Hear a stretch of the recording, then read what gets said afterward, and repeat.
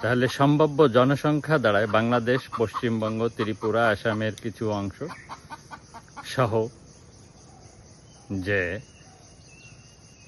কয়েকটি কি বলে কয়েকটি যে অঞ্চল আছে আরও এর সাথে সম্পৃক্ত, তো সেই সমস্ত অংশের মোট জনসংখ্যা আনুমানিক 25 থেকে 30 কোটি মানুষ।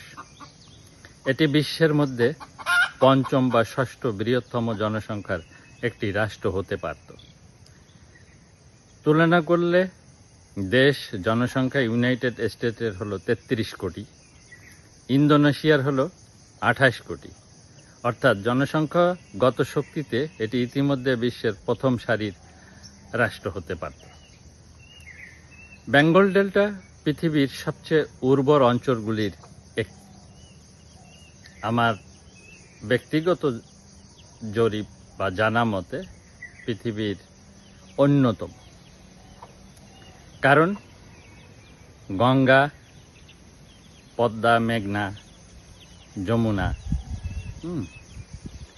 তারপর ব্রহ্মপুত্র,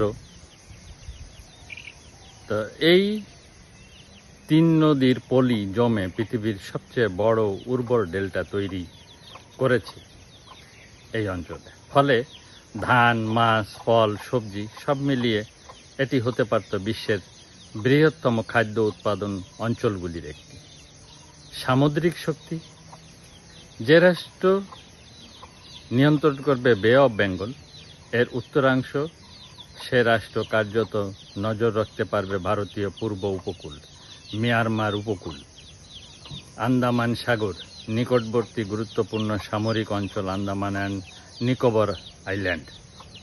যদি শক্তিশালী নৌবাহিনী থাকতো তাহলে বঙ্গভূমি রাষ্ট্র হয়ে উঠতে পারত ভারত মহাসাগরের একটি প্রধান নৌ শক্তি। বাণিজ্যিক শক্তি কি? ঐতিহাসিকভাবে বাংলা ছিল এশিয়ার অন্যতম ধনী অঞ্চল।